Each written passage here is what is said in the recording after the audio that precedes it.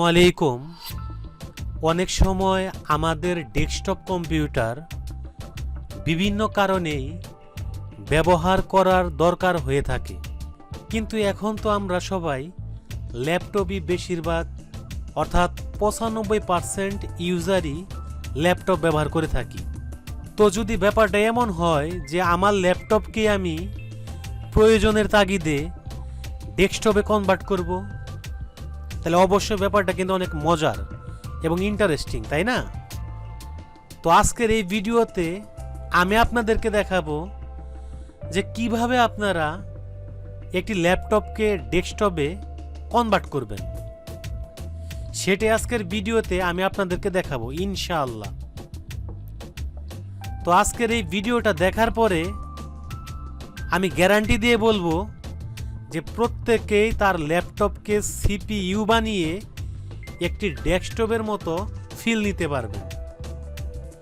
তো ল্যাপটপকে ডেস্কটপ হিসেবে ব্যবহার করতে চাইলে এজন্য আপনাদের দুটি জিনিসের দরকার হবে। একটি হলো এক্সট্রা মনিটর, অর্থাৎ বাজার থেকে একটি মনিটর কিনতে হবে, অথবা যদি আপনার বাসায় কোনো মনিটর থেকে থাকে সেই মনিটরেও আপনি এই কাজটা করতে পারবেন। আর আরেকটি হলো একটি কেবল কনভার্টার, অর্থাৎ HDMI port to HDMI port. মানে একটি কেবলের একটি মাথা হবে এইচডিএমআই আর আরেকটি মাথা হবে এইচডিএমআই। যদি আপনার মনিটরে ভিজিএ পোর্ট থাকে তাহলে আপনার কনভার্টার হবে এরকম যে একটি মাথা হবে এইচডিএমআই আর আরেকটি মাথা হবে ভিজিএ। তো এখন তো সব বাজারে নিত্য নতুন আপডেট মনিটর, আর এই মনিটরে সাধারণত এইচডিএমআই পোর্টটাই থাকে। তো আপনার এটা খেয়াল রাখতে হবে যে আপনার ল্যাপটপে কিন্তু অবশ্যই এইচডিএমআই পোর্টটা আছে। তার মানে কেবলের একটি মাথা হবে এইচডিএমআই আর আরেকটি মাথা হবে আপনার মনিটরের মধ্যে যে পোর্টটা আছে, অর্থাৎ ভিজিএ থাকলে ভিজিএ আর যদি এইচডিএমআই থাকে তাহলে এইচডিএমআই। কেমন? তো আমি ল্যাপটপে এইচডিএমআই পোর্টে কেবলের মাথাটা লাগাইলাম, আর আমার মনিটরে যেহেতু এইচডিএমআই পোর্ট আছে সেহেতু আমি আরেকটি মাথা আমার মনিটরের মধ্যে আগেই লাগাই রাখছি।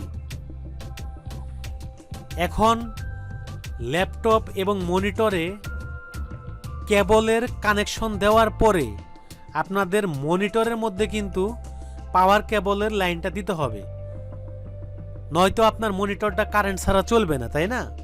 মনিটরে পাওয়ার কেবল দেওয়ার পরে কোনো কাজ নাই। আপনারা যদি আপনাদের ল্যাপটপে কোনো একটা মাউস অথবা মাউস প্যাডের সাহায্যে বা যেভাবেই হোক আপনারা যদি যে কোনো কাজ করেন এটা অটোমেটিক কিন্তু আপনাদের ডেস্কটপে দেখাবে। অর্থাৎ আপনার এই ল্যাপটপটা কিন্তু এখন একটা সিপিইউ হয়ে গেছে। আপনি যদি এখন চান যে ল্যাপটপটাকে অন্যদিকে সরাইয়ে ল্যাপটপের মধ্যে আপনার মাউসের কানেকশন দিয়ে কিবোর্ডের কানেকশন দিয়ে আপনি এটা কিন্তু ডেস্কটপের মতোভাবে ব্যবহার করতে পারবেন। আশা করি আজকের এই ভিডিও থেকে আপনারা উপকৃত হয়েছেন। তো ভিডিওটা ভালো লাগলে লাইক দেবেন, চ্যানেলে নতুন হয়ে থাকলে সাবস্ক্রাইব করবেন, পেজ থেকে দেখে থাকলে পেজকে লাইক করে দেবেন, ফলো করে দেবেন। আল্লাহ হাফেজ।